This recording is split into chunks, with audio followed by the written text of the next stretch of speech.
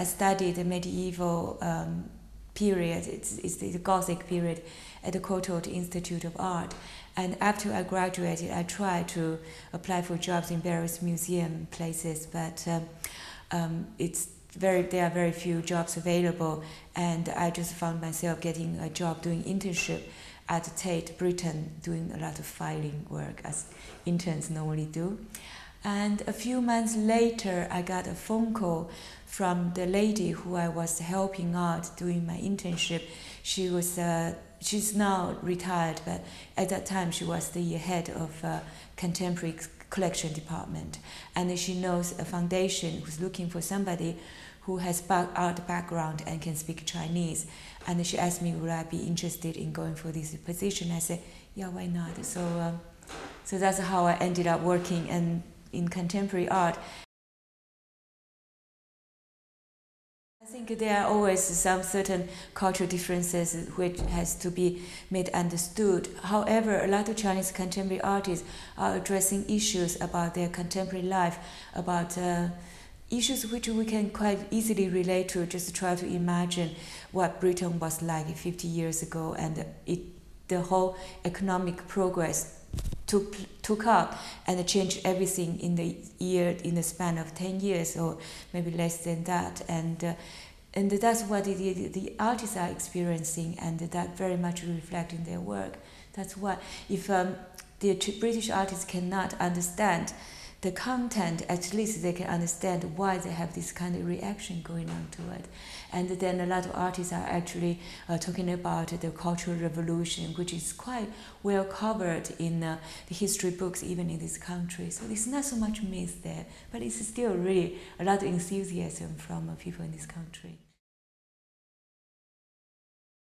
First of all, you have to have the idea, what the show you want to do, and then you speak to the artist and get hold of a group of work.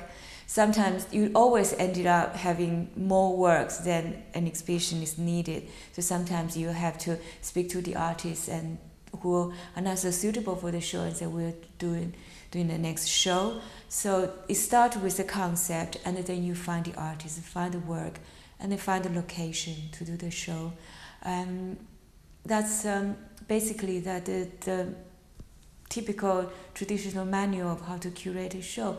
Then when the exhibition, just before the exhibition opens, and then I get really, really busy, I have to write to a lot of people, ask them to come to see the show, to review the show, and that's probably the busiest part, is just before the exhibition opens, and then a few weeks after it opens, I have to speak to a lot of press, art critics, potential collectors.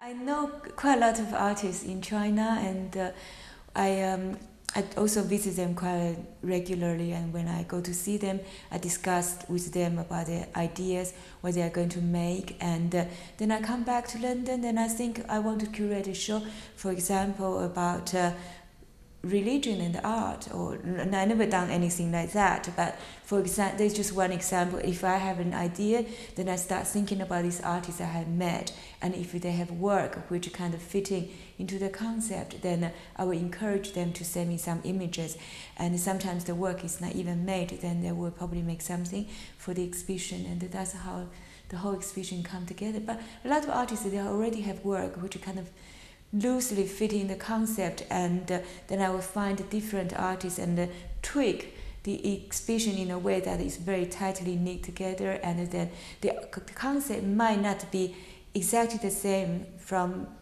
as from the beginning, but the end exhibition will be very much like fitting into one concept, and that's how I work with artists. It's a tricky question, actually. I like to help young artists to sell their work, and I also want them to benefit as much financially as possible, but I also want to protect them for their future career, and don't want make them to appear to be very greedy and make in the future to sell their work difficult.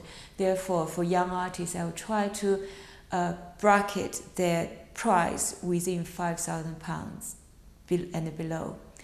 and it depends on the quality and the quantity and the size of the work, and that's what, because if it's more than that figure, people would kind of bracket the artist as more established, and then I work with very established artists.